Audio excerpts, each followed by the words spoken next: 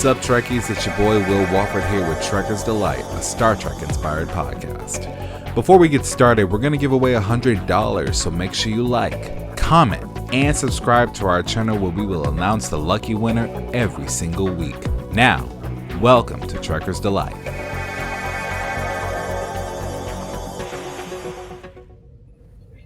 Hi everybody, and once again, welcome to Trekker's Delight in our First Contact Day, First Contact series, and this is the final one of the ones that we were doing in advance. So, I could not be more excited, I'm not gonna lie. Here's my amazing panel. Everybody knows Manny and William Wofford, and Roy is joining us once again. We are going to be talking all things 10C. William, lead us in our discussion first. So pretty much, they are pretty much light beaming empathic space. The lucky winner every single week. Now, welcome. And that was me again. To Trekker's Delight. It's like recursive Williams, guys. I feel like I'm on Voyager again when it's shattered. Like I'm kind of scared because I do not want to have a 80-year-old liver and a 10-year-old arm, because that's like Deadpool type stuff. When your arm gets chopped off and it grows up and it starts off as like a little baby, almost like that thing from Beetlejuice. Like it's so like ew, it's just nasty. Anyway, that's not the image I wanted. Yeah, that went so far out of my control. Like I'm just not sure. In Marie's words, you love me. I do, but sometimes I'm very confused. Look, I'm gonna sum it up in one phrase for you. The 10C, the species 10C, now that we've seen it all, it's done premiered. I'm sorry if you haven't seen it, boo-hoo. But spoilers, they are pretty much light beaming, empathic space shrimp. That's all they are. I think of them more as isopods, really. Isopod, because like giant isopods. They almost like have an aquatic quality to it. Like, but anyway, I'll get into the nitty gritty of it. I'm not really recapping on like the entire last half of the season because we already did that. If you would like to do that, we'll leave a link in the description below for our live show, which we actually did talk about the 10C episode. So, Roy, what you doing? Okay. I feel like he's dropping and coming in with that ding. So, here we go. Yeah. All right, guys, we're having minor technical difficulties. All right. So basically, what else is new? Just to recap, the Discovery finally passes the the outer rim of the galactic barrier. We're not going inside; we're going outside. They apparently have to travel in some space metallic bubble and to avoid getting singed, and they float their way on out. And when they do, they come up on what used to be the home world, or an incubator home world, I suppose, of the species 10C. We never actually get the name of it, so they're just called 10C, just like almost like species 8472. Well, anyway, as time goes on, they find out that this used to be their home world. It was decimated somehow, and all of those giant, oversized, whale-sized skeletons were actually the infants before they had a chance to hatch, which means the adult size must be a quarter the size of a planet. Like, it's just huge, or a moon anyway. I kind of exaggerate a little bit. So they move on, they pass on, and they come into this big giant. This sphere is so big it'll literally put a Dyson sphere to shame. Like, it's just that huge. Like, Scotty would be impressed. So, but he probably wouldn't go anywhere near it given what happened last time. So, anyway, after that, Discovery, they said, hey, we noticed that we have 16 of the, not pheromones, Mandy, what are they called? Hydrocarbons. And we're gonna, and this is how they communicate. And even though we don't get it, we're just gonna point it at them and point love. Basically, the standard human version of "we come in peace." Like that's the pretty much original thing. Like if you haven't caught that on, well, they send in the little Zoras after it. They get eaten up. Note that we never actually got to see them again.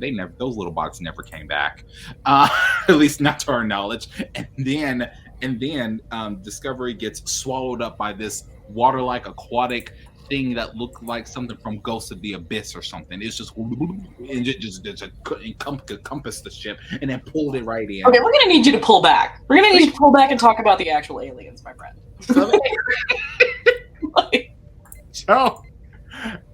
So skipping ahead about 2 episodes or an episode and a half, Tarina mind melds with the 10C, not realizing that when she mind melded with one of them, she mind melded with all of them. The 10C do not have a sense of physically, they have the sense of individuality, but collectively, they do not have a sense of individuality. Almost like the prophets or the wormhole aliens not knowing what linear means. So that being said, they don't know what individuality means. So again, skipping ahead further on, Burnham explains to him, we are one and we are many.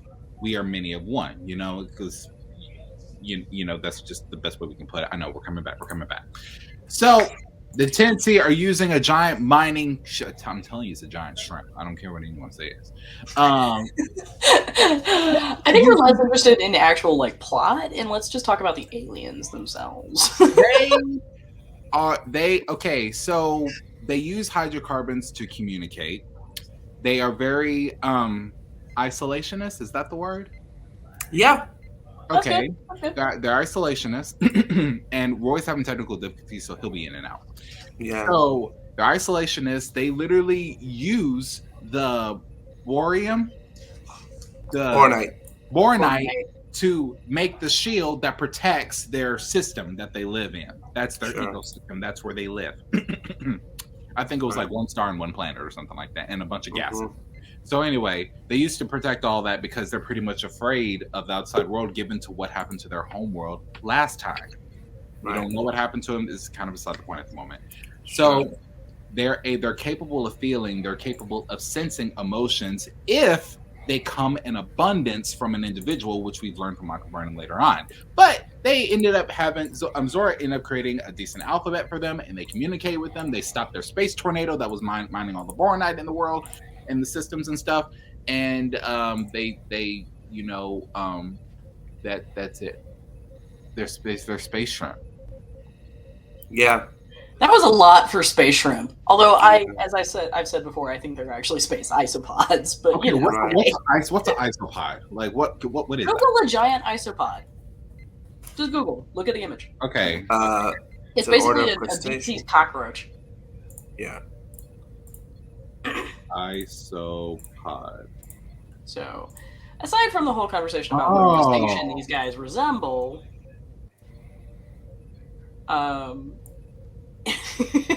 which we are apparently going. Go Manny! Like right there. That so they're like little image, cockroaches. that literally looks like our alien right there.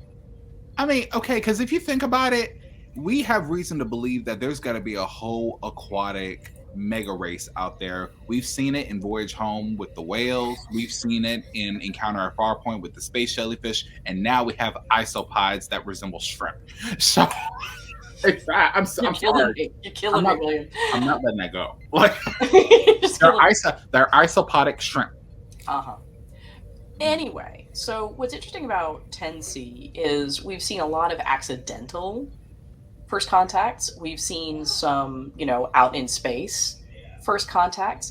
We have yet to see the Federation actually go and initiate a first contact with a species that's further from them, and that's more technologically advanced, because that's one of the things we learned very quickly about 10C, right? Because the back half of Discovery Season 4 is about these aliens sending over a mining dredge that effectively is a planet killer, and it's it's a huge problem. So now we have to do this. There's this whole question about, is this an active war? Is it not? And we've covered that before, but I kind of want to focus a little bit on the preparation for this first contact, which is something that we really don't get to see very often when we're talking about first contacts, again, because they tend to arise in very kind of accidental manners, or either that, or we've seen somebody glosses over because we've got a briefing for this first contact. We've never really seen just a kind of like, we are going there with the intent to initiate diplomatic relations with another alien. And one of the things I have really, really loved about Discovery Season 4 is that they show how hard it is. It's not a simple thing to go and initiate a contact with a species that has nothing in common with you, that you know nothing about. It's not just a question of, hey, what's up? Mm-hmm. So what do we think about that? It's been established that the Federation has a diplomatic corps, even though we haven't seen much of it. I think it was Tilly who said that her mother was very disappointed that she didn't join the diplomatic corps, and so I mean it's a great idea. And then I can't remember the name of the Asian diplomat or whatever, if he's a xenoanthropologist or whatever, but he was like the best or whatever at what he did. You mean Hidai? Hidai, yeah. Yeah. I don't remember what his role was, but he was quite astute. It was sort A little of rough around the edges. I like that. I like his bluntness, just like Kovic. There's bluntness to this century, which I enjoy. Kovic needs his own show. Yeah. So they're less interested in the political ramification than they are into the delving into the truth. I think that, Uhura and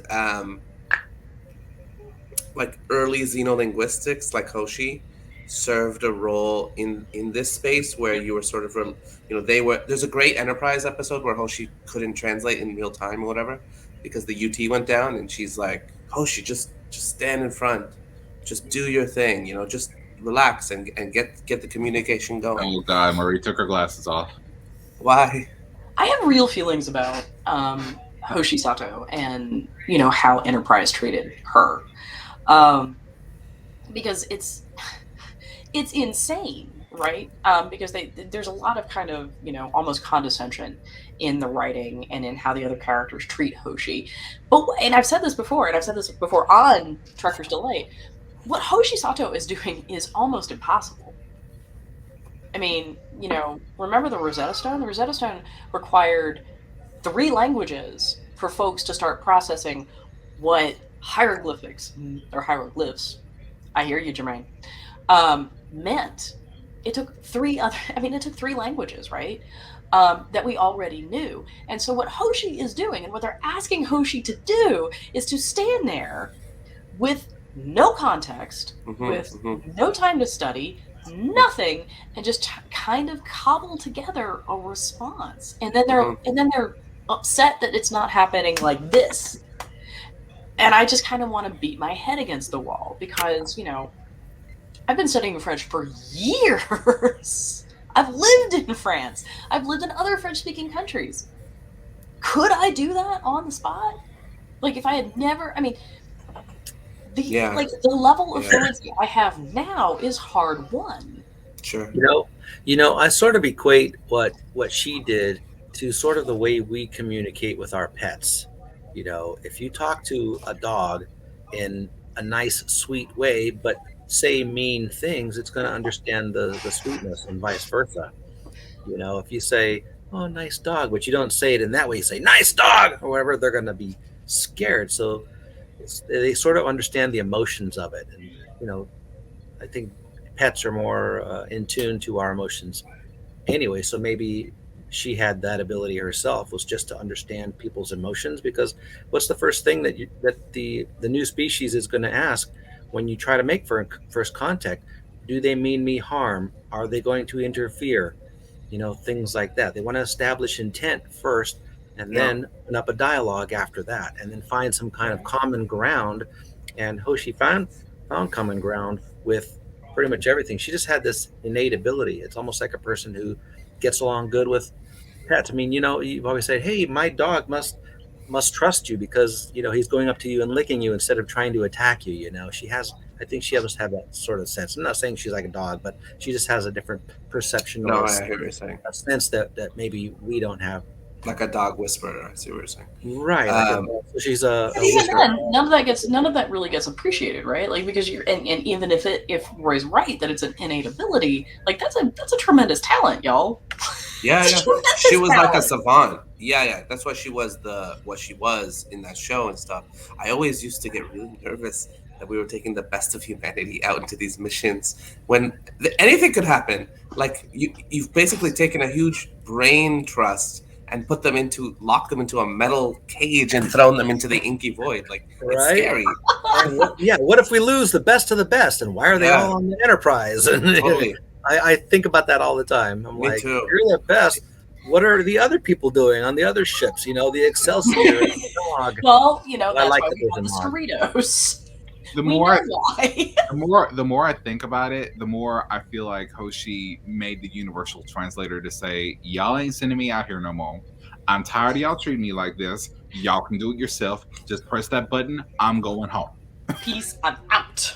I feel like she made it because of that reason. Almost like when Zephyr Cochrane said, "I didn't build this ship for exploration. I did it for dollar signs, money." Like he was like the post-apocalyptic Elon Musk of the time. Right, Like he right. literally said what he said, and he meant what he said, and I respected that. And he was a drunk, and he's just like, I don't do I care about? We already went to the moon. What do I care? It made sense, but anyway, that's off topic. But I feel like Hoshi made that translator because she got tired of it. She's tired, and then her ending, which I hope they somehow fix or do something about in Strange New Worlds. But I don't like her ending, and I don't like her story, and I feel like that's where Empress Sato got her inspiration from. Was Yeah. you saw how her counterpart ended after all the things she's done. I guarantee she read that whole thing and had the exact same feelings, and she said, "You know what? I'm gonna run this joint." Because no, that is not happening. That is not. That is not happening. But kind of getting it back to 10C, there's this fight that breaks out between Rillick and Burnham, and well, not really Rillick, but like Ndoye and Burnham. Why are we going down? Like when they go down to investigate this planet, like why are we going down to this planet? We really just need to go straight into the hypersphere and like talk to these people. And Burnham's argument if you don't know what to say. Right, and that's Burnham's argument. She's like, we need to learn things. We need some About- context.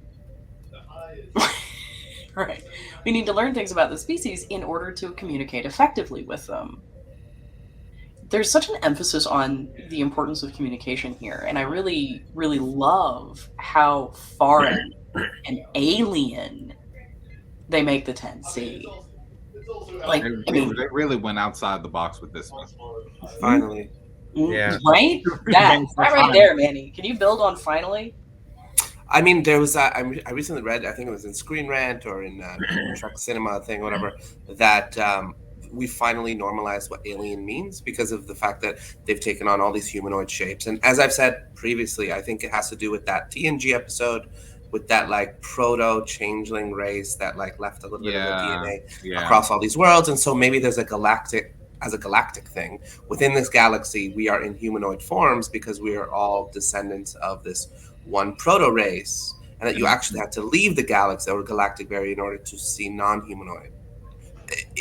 Mostly like my theory is that like there's certain things that'll grow, or there's convergent evolution, which is actually a real theory now, that we might see all kinds of human populations or human-like populations simply because the form and function, which are shaped by the back and forth of the ecology and the pressures of genetic drift, actually favor a bipedal form. So having a form like this, and then the way that they communicate. By the way, it just occurred to me as you guys were talking, if you've ever read Ender's Game, they have these two big invasions from they call them the buggers, but they're really like giant ants. And what the bugger queen later says is that we didn't realize that you were sentient. We just thought you were bugs to us. We just thought you were like whatever. And then at the very end of Ender's Game, in the very last books, there's also a species. It's a viral species that they encounter that they can only communicate to with hydrocarbons. So I'm just saying, hydrocarbons, are you saying hydrocarbons has become a trend in sci-fi films now? these two plot points, which were here, are at the beginning and end of the Ender's Game, like saga. Interesting. That's kind of cool, It's wild. It just right? I mean, because hydrocarbons is a remarkably specific reference, and I wonder if that's purposeful. Like, so whoever's in the writer's room has been like, "Yeah, dude, let me work in some Ender's Game." Is this amazing speech? If I can find it, I'll read it out to you. I've posted it many times on my Facebook, and it comes from the Hive Queen and the Hegemon, which is a fictional book inside that universe. The Hive Queen being the Bugger Queen because they're ants and they have a colony and a queen, and she's like the gift of this communication or miscommunication would have been that we could have seen that we were sisters in each other's eyes, that we were human in each other's eyes. There really is this great speech at the end of that book where she laments the fact that because they're a wholly telepathic species and they had no language, they had no way to talk to each other. And so they said, we had no way to know your intention as a species. All we knew is that you tried to destroy us. That's all we knew. And there's this great back and forth where she writes out her thoughts telepathically to Ender, and Ender like transcribes it as in this fictional book. It's incredibly insightful to this moment where the 10C are using this sort of halfway pigeon language. I can't remember what it was called, Lexos or something. Their language is too complex, and so they create almost a Rosetta Stone in order to, with Rillick and Burnham there, in order to communicate or to facilitate mathematically, and they expressed so much mathematically in that room. I loved it. I loved every bit of it. And Power of math, baby. Power of math. So I'm very happy that we have I haven't been this excited about it. Can we touch on the Ender's Game point? Because I think you're right. Very, very much so. What happens? Let me ask you this. What happens to the buggers? So the queen, who basically they kill off the entire species except one cocoon, which Ender carries with him for thousands of years. He stays from ship to ship to ship to ship. And because of relativistic time frames, he stays young while the ship is moving, but thousands of years pass by until he finds a planet suitable and that people have forgotten enough about the buggers that he can replant the queen and like allow her to grow again, because they were just such a horror to those people. So effectively, the lack of communication here results in annihilation. Yeah. And is kind of a disaster, right? I mean, and we've seen realistic situations like this before in our own history.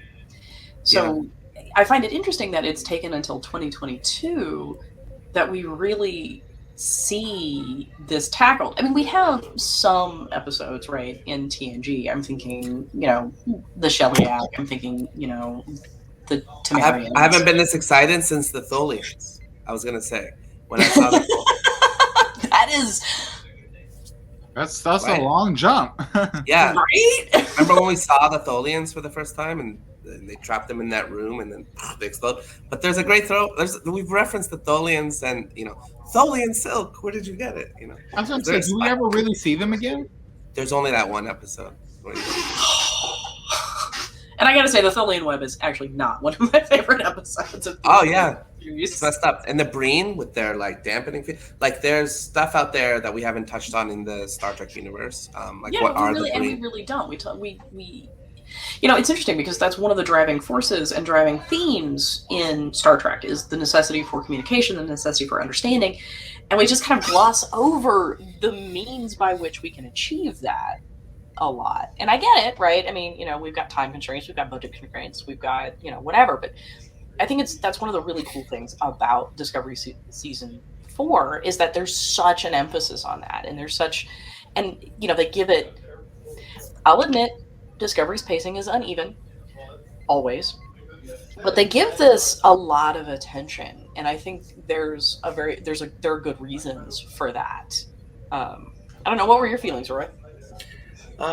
Well, I don't know if you know much about the New Age movement, but they believe that love is this field of energy that emanates from all humans. It's the reason why dogs can sense if you mean them harm or not, because they actually have sensors that pick that up. And I think humans do too. We just don't learn to trust it because we've got all this other exterior stuff going on.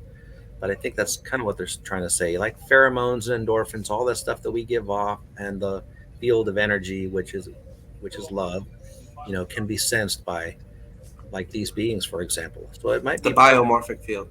yeah, biomorphic field. Exactly. That's the word. So But pheromones and hormones are chemicals at a distance, where you have a cascade effect from a very small amount of that chemical that becomes very large. So hormones, you could have something leave your brain and then it would have like a huge effect on your body. Sex hormones, for instance, but you could also have like thyroid hormones or whatever. And so pheromones are a version of that are external to the body, whereas hormones are usually internal. And so Right. we're sending up, but then they have cascading effects too.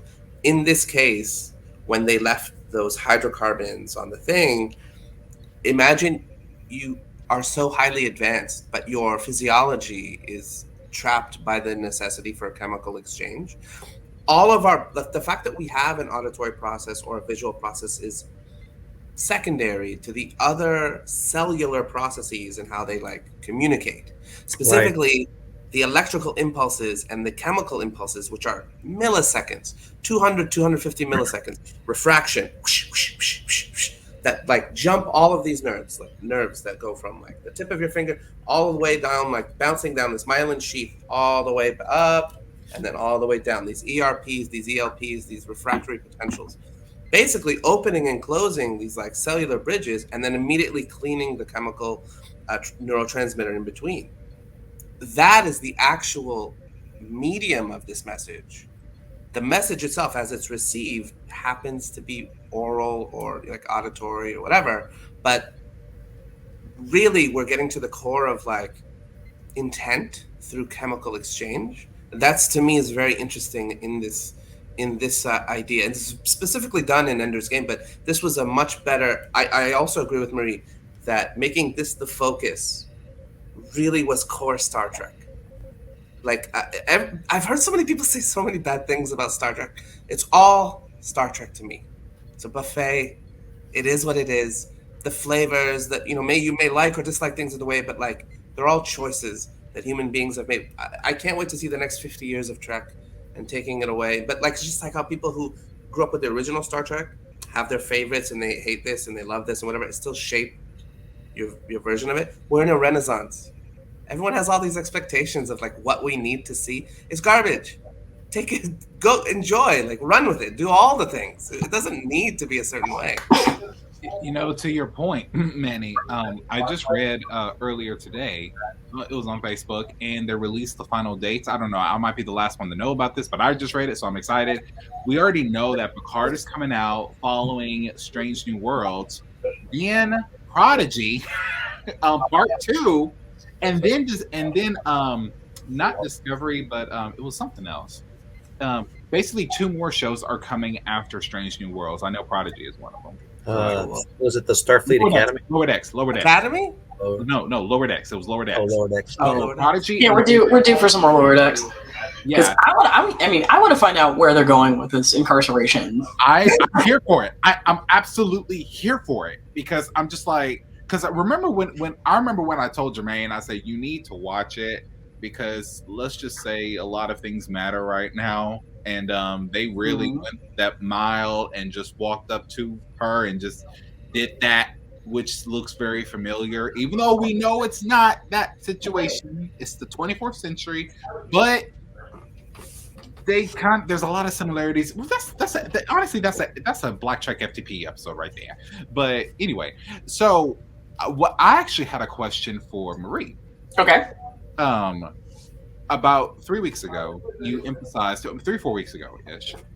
We were just. I think it's precious. You think I remember that far back? Oh no! You'll remember this. So when we first got on this incubator planet, it's just what I call it because we didn't see any adult skeletons there. So when we got on this incubator planet, we learned that they found 16 different hydrocarbons, each containing a different variation of an emotion. And you voiced how you didn't really feel like conveying emotions was an effective communication tool. Has your views changed, or has it not, or has it evolved now that we know that what the tendency is? No. I think on its own, as a communicative tool, you're very restricted in what you're going to be able to convey. Especially if you're coming from a linguistic background. I mean, like I said, love is not going to convey, the Harvey Weinstein equation, for example, right? Like, or Heisenberg constant or whatever.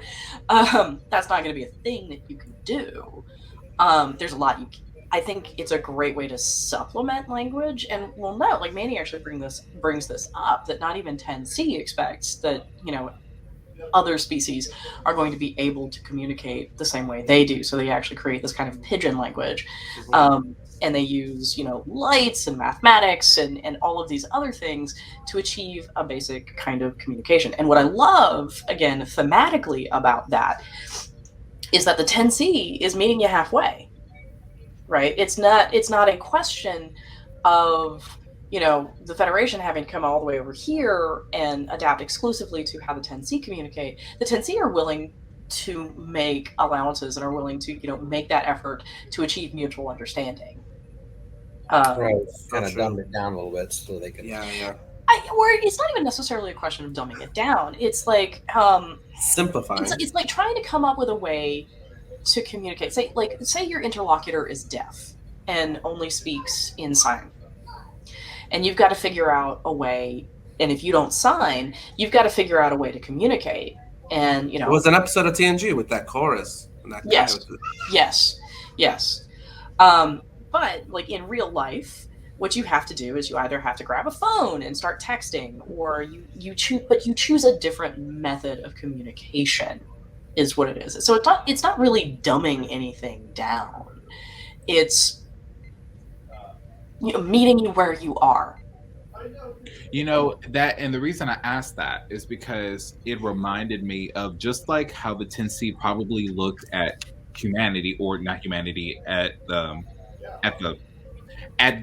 this surplus of species that we have here. It kind of and how like the giant ants didn't think that the humans, I'm assuming humans, I haven't seen it, weren't sentient until like the end.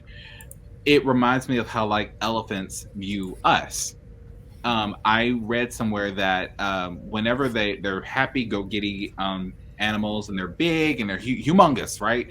And when they play with us, a part of their brain activate that symbolizes they think of us as cute, as if they were treating us like pets. And it's not in a demeaning way. It's just how they think of us. Just like, and that same part of our brain activates when we're petting a dog, So how a species view us, and the fact that an elephant most of the time will go the mile to, like, hey, to communicate with you or show, I saw cute elephant videos, and I really want to play with a baby elephant one day and just hold it, like if I can hear it. Right, I just do. I just be in that. I never know what William I'm going to get today. Every time I come on, I'm like, I don't know. Like, this is why we need to have drunk track, because it's just like if this is me when I'm sober, I don't know what I'm actually. I do know. Wait, you do know. We've met Sebastian. We've met Sebastian on screen, in fact. So yes. I just want everyone here, because especially Michael, because I have words. I just want it all. Anyway, that's the point. It's amazing how different species are willing to go the mile, because it's like they could have been wiped out just like that, and I'm sure Tarka would have found some devious way to blow them all to smithereens if Discovery had been destroyed. I'm pretty sure he would have, but because he evaded those spheres like it wasn't nothing. I gotta hand it to him. But this is not about Tarka.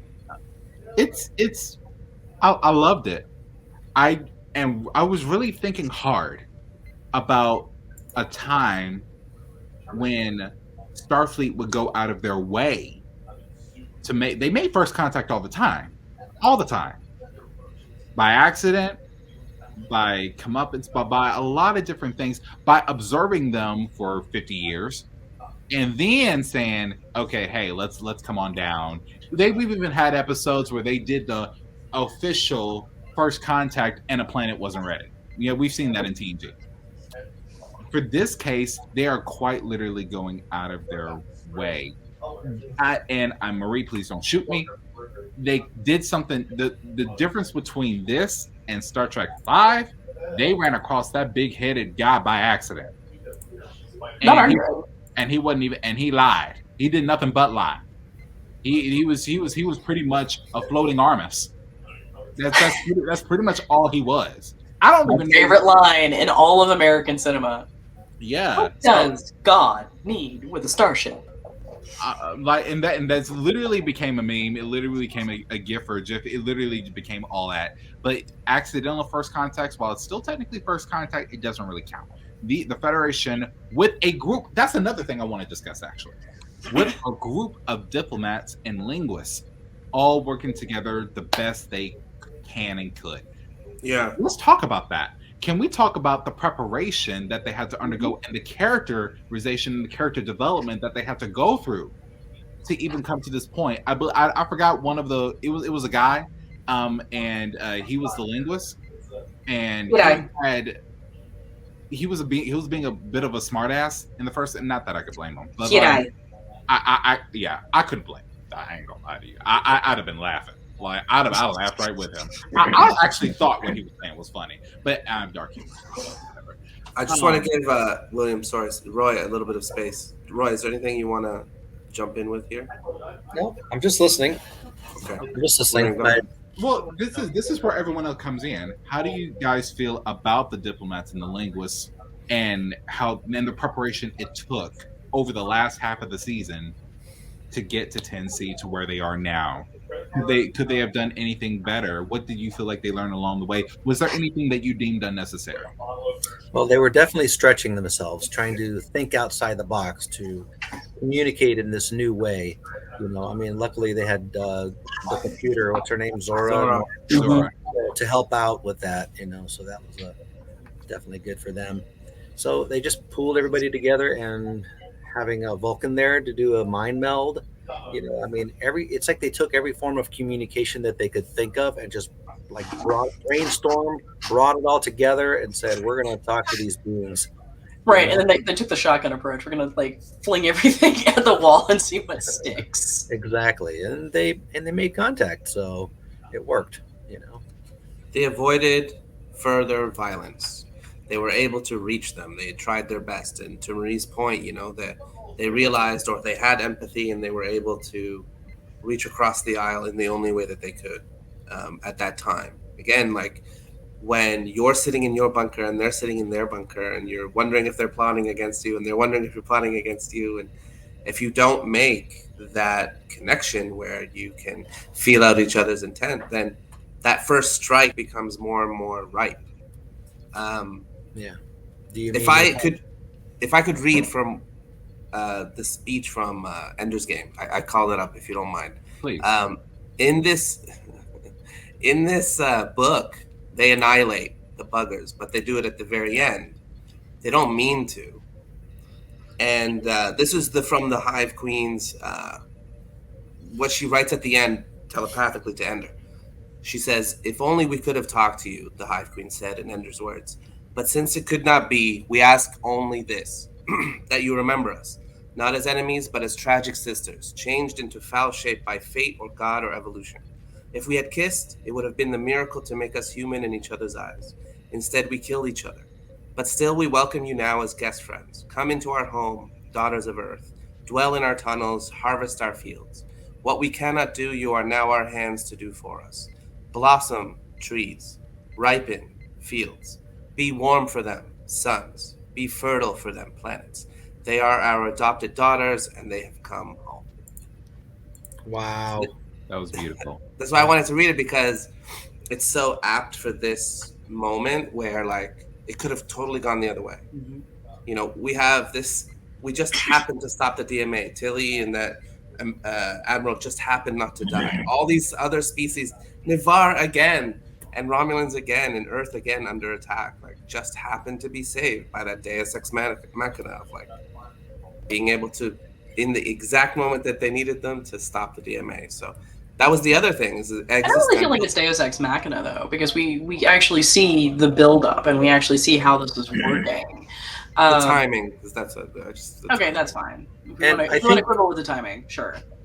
I think I said in an earlier recording a couple of months ago that if 10C were to realize that they're, harming sentient beings, once they realize that, they will stop. Right? I said that a few months ago, and we finally got to that point. And they said, Mhm. "Oh, we just thought we were, mining. We didn't know there was any kind of life." We thought you were salamanders. That's cool. Yeah, bugs. Yeah. So Yeah. They think of us as algae. yeah. And it's fair, because I it's gotta like, say, if I can answer your question about the Yes. preparation, I think we don't see enough. In all Okay. honesty, I really don't think we see enough. I don't see, because there's so much research that goes into that. I mean, and there's so much work that goes into it. I used to work in a situation where we would prepare presentations for ambassadors who were being sent to various countries that they may or may not know anything about. And, the briefs we would have for political appointees versus the briefs we would have for experienced diplomats were radically different. But, we'd have to pull from people whose life work was to study these cultures and to explain these cultures, because putting everything into a cultural context is really about the only way that you're going to manage to communicate, because there's so many just sort of general assumptions that we make based on based on how we view the world and how we communicate, and some of that's shaped by language. So I use this example a lot, but I'm going to trot it out again. In French, they don't really use a spoken preterite tense anymore. And by that I mean preterite tense is an action that takes place in one particular moment of time, right? I stopped. I swam, right? Spanish does, I believe Italian does, but French does not. Everything they use is what they call the passé composé, which is, like a present, like a present participle, like a present tense verb and a past participle. So, for example, j'ai nagé, which is I have swum, right? Or I swam for them. It's this past idea. But what's important about that is it means that for them, everything is being pulled into a kind of present. There's not really a separation in quite the same way that there is for a native speaker of a language that has a preterite tense. Japanese is also kind of like this. There's not really a past tense and there's a present tense, right? There's only, a finished and unfinished action, and you can have a finished action in the future, and you can have an unfinished action in the past, because time doesn't work the same way linguistically. And so if you assume going into a negotiation with, a French person or a Japanese person that they're going to have the same kind of ideas about how things are going to roll out that you do, you're going to have a problem, because they don't. Yeah. And I love that Burnham insists on going down and trying to learn more about the species and trying to learn more about who they are, because you have to know where your pitfalls are going to be. And it's easy, and they gloss over it because, again, time constraints, budget constraints. Also, we've got 13 episodes a season, not like 30. Not that I really want to watch 30 episodes of painstaking archaeology on this planet. Okay, I get that, but so for me, there's not really enough preparation that goes on, but there's a good intimation that preparation has to be done. Yeah. And I think that's really fantastic, because I think, especially as Americans, with the exception of Manny, as native English speakers, we live in such a low context culture that we're not really aware of how difficult it is to engage in these intercultural exchanges because it's not super important to us. Roy, I'm going to get to you, but I want to pass this actually to Manny because Manny is kind of uniquely situated to speak to that because Manny comes from Canada, which is a Western culture and comparatively low context, and he also navigates a much higher context culture. Arabic culture. Mm-hmm. Sorry, Roy.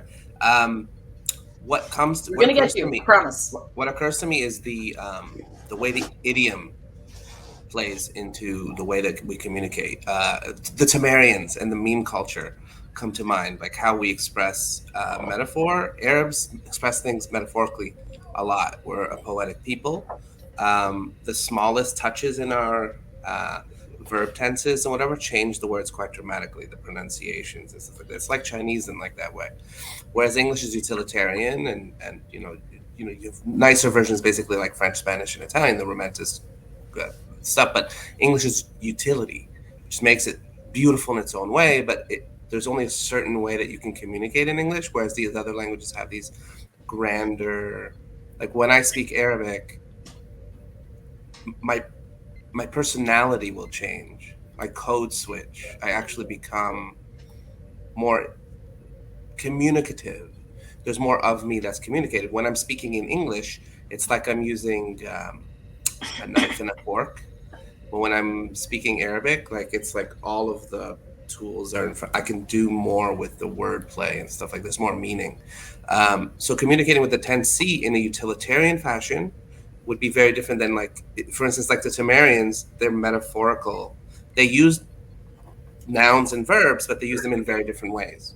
And they might have more complexity behind them, where I find this English is quite simple, which I find beautiful, to be honest. But yes, there's a simplistic nature to the English language. That's how I would compare them. When I'm speaking in Arabic, there's this wonderful metaphorical, melodic, poetic quality. It's very different. When you're speaking in French, it has that beautiful sound to it, but it's very similar to English. I'd say German is almost closer to Arabic in the way that you can build in the ends and beginnings of words to kind of like create changes in what they mean and stuff. And that's how I would say. But sorry, I'll get to Roy. I hope that was an okay answer. Roy. I mean, it's the answer you had, so it's okay. Roy, on to you. Woo! Whoa, where do I begin? So I That's actually a lot to speak, follow. I speak 3 languages, English, Spanish, and Dutch. Spanish is my second language, Dutch only because I lived in Holland for 4 years. I've also studied Russian, Japanese, Hebrew, and Arabic. I like because I like how they leave out the vowels, in a lot of their stuff. And I've been to Japan a few times, so I did study some Japanese. And I just realized a long time ago that English is a very limited language in what they can convey. I mean, probably the most common example I always use is the word sabroso in Spanish, which basically means savory or delicious, but just saying it in Spanish says so much more than we can describe it in English. Now, if you go to China, that's a tonal language. I had a friend talking about pitfalls of language. I had a friend who took her family and just traveled around the world with her kids, trying to just spend time there. And she didn't realize she's tone deaf and failed miserably at trying to speak Chinese. This is why I took Japanese over Chinese. Hands Yeah. down. I was terrified.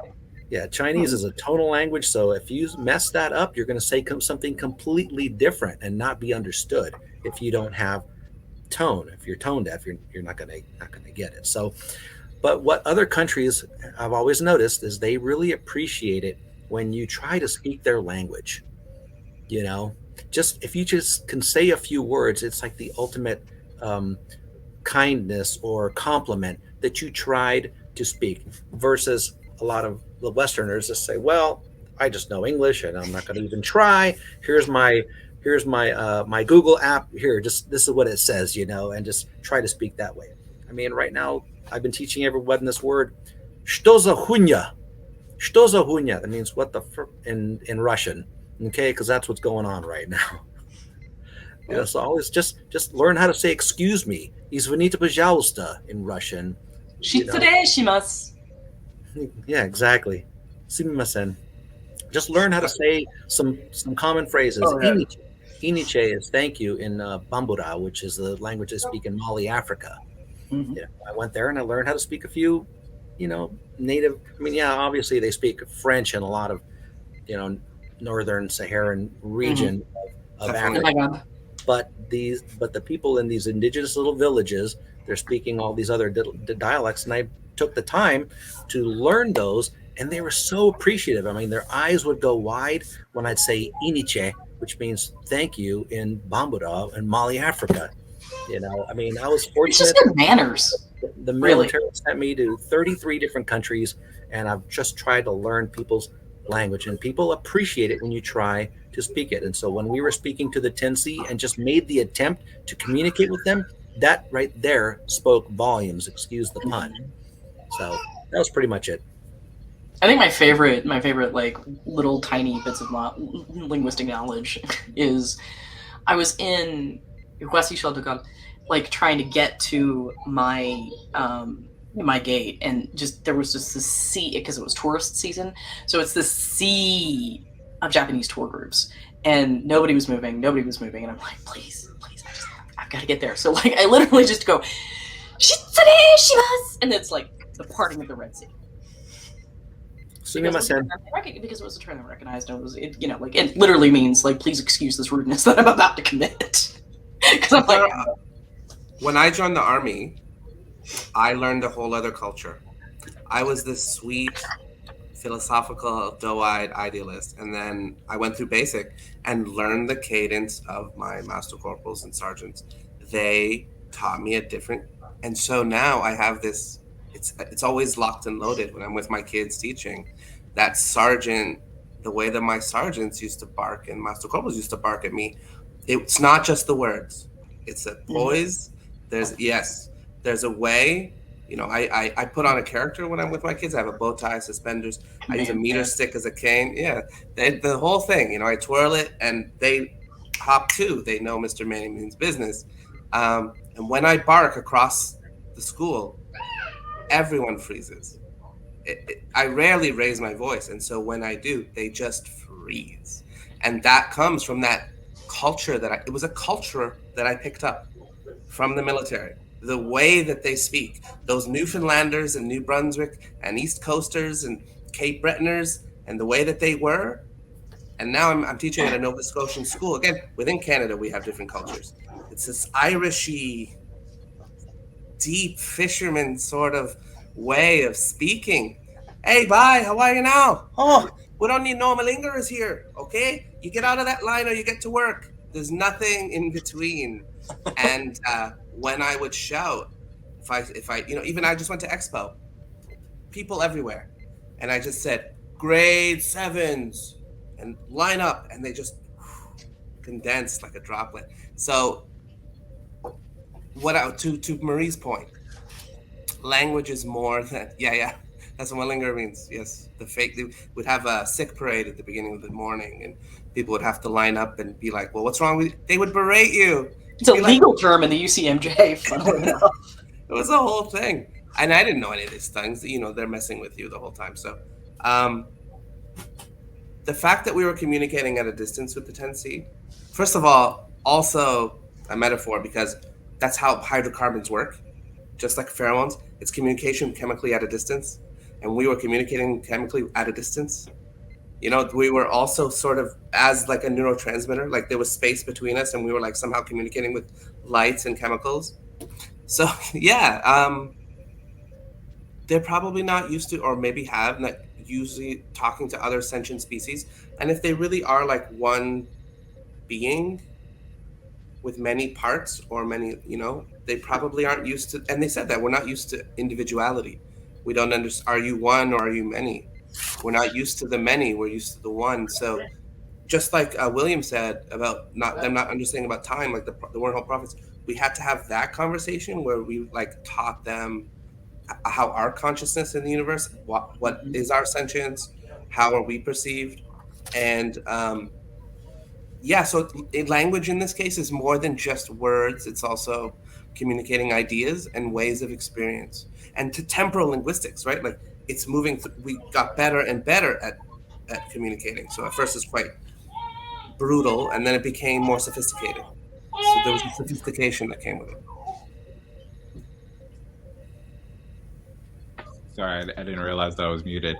The whole thing was beautiful because I was still trying to recall in my memory when was there an intentional first contact situation where the Federation had to go out of their way, because the closest thing we get is the initial episode Emissary in Deep Space Nine, where V'ger, yeah, but both of those were accidental.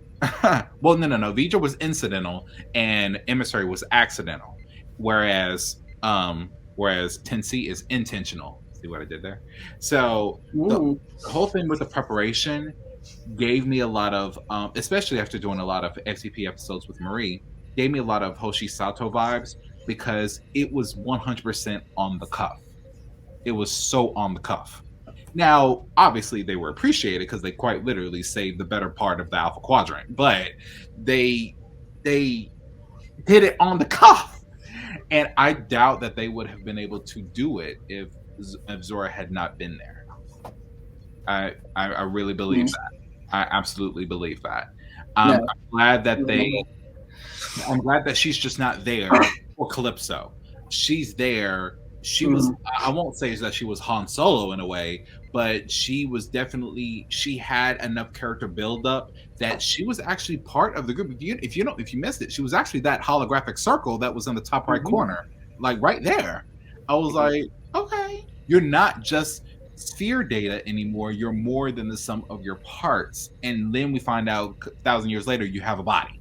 So also happens in Ender's Game, by the way. And okay. Nice. The data from the original programs that they do on Earth thousands of years in the future, it is a jewel in Ender's ear and becomes a sophisticated AI program called Jane that he uses to it does the same thing. This is, I just realized, also comes from Ender's Game. Okay. So, and the Babblefish. What about the Babblefish? Babblefish, yeah, that's a good. That's like a UT. Hitchhikers, yeah. Yep. Okay. But yes, sorry, I didn't mean to cut off William. No. That was it. That was honestly it. I'm still trying to catch up on some sci-fi shows. So I've only seen. I don't know what I've seen, to be honest. But it was really good seeing this, and I'm glad. These are actually my final thoughts. I'm glad it was a dun da da da. We met the 10C and we saved the world. No, it was not that simple. It was not that simple. Oh yeah. I'm even though Tarkin Book screwed stuff up. I'm trying not to curse anymore. It added to the story, and it made it like, hey, we made first contact with the 10C, and this is what we did. No, it's not that simple, baby. Like they actually did the homework, and that's another thing. They don't really talk about this. They only show the cool stuff. There's a lot of science that goes into this. It's called science fiction. We pay attention to the fiction because it's entertaining. But Riker was telling that Ferengi the truth. There's a lot of stuff that goes into this stuff when you're trying to run a freaking ship. Yeah. So those are my final thoughts. We're at the hour mark, and that's really all I have. All right, Manny, Roy. Roy, you can go ahead. Good stuff. I like the science and I like the fiction. You know, the stories and the science. That's what hooked me when I was. a teenager. Manny. Okay. I love that we had a non-humanoid species again. Like, I am very excited that Star Trek is going in directions that are new and exciting. Like Leonard Nimoy even said it. You know, he said, you know, if you're stuck in canon, if you think that this is the way that it should always be, or whatever. Same thing with Doctor Who. Same thing with all these like shows that have become touchstones for people. It's like it needs to grow and evolve and change in different ways. We love it if it stays and maintains the reasons that we love it, which is that joy of the Federation, that joy of bringing like peace and prosperity and the excitement of discovery, truly of discovery, of things that we can still discover. And 10C is that thing. there's so many times when we don't have the money to visually see things in the Star Trek universe Fair. that we intimate, with oh, this species is like this, or this, then we get the Shellyak and like terrible. But the idea of the Shellyak is quite amazing, or Gamma Quadrant species, or whatever. So instead of just putting like a little costume on a little dog, we get super cool. Yes, I referenced that episode of Sulu. We get really cool, complex, like visual things that will draw new viewers and excite old viewers alike.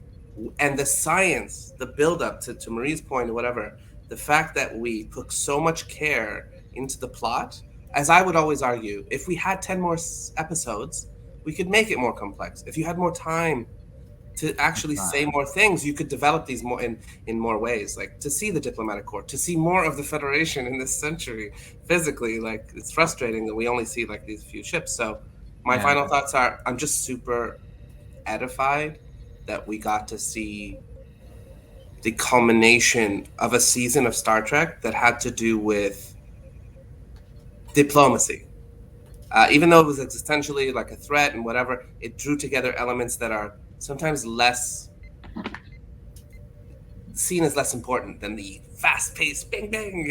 It was like, we have a mission to do, and everyone there knows their butts are on the line, and they have to rely on the skills that they've spent years honing, or that other people have briefed them and said, listen, this is what you got to do in this situation. You have to diffuse this. You have to do that. It honors people like Archer. It honors people like Picard. It honors people like Kirk, or Uhura, or Sulu, or whatever. These people who came before, who were incredibly well trained and put on those ships for a purpose.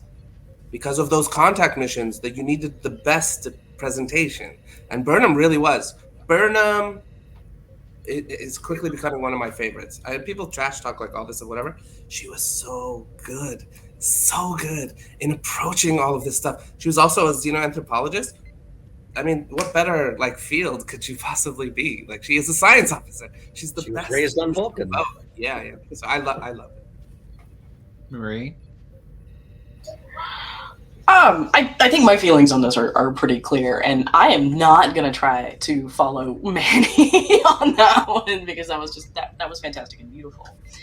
But to our viewers, you have followed us now through the franchises. We have seen accidental first contacts. We've seen emergency first contacts. We've seen problematic first contacts. Now we've seen power imbalances in both types. We've seen going out and engaging in first contact on purpose. So tomorrow, for you, not so much for us, but for you, we're going to talk a little bit about what we think first contact would be for us and explore those kinds of ideas. So I hope to see you tomorrow as we conclude our First Contact Day celebration. So thanks for watching. Like, comment, subscribe. Let us know what you would like to see, and we'll see you later. Laters.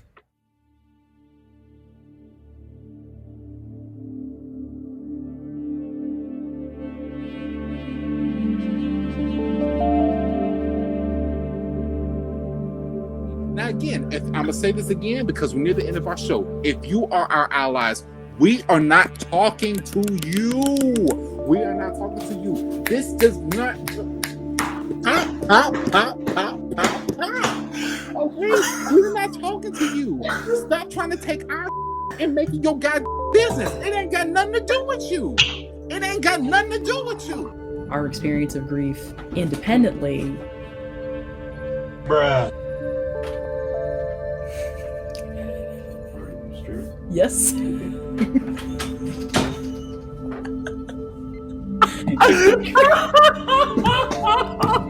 I love that they're in the comments. So much is like, I'm just reading the comments. Yeah. They should broaden their child act. It's such a good point, Will. God, that's such a good point. And he's really thought about it too. You should be here. Will, get over here. I thought he had a girlfriend on Insta. It's been ages since I've mucked about, but Okay, moving on. Let's move on. we gotta move on.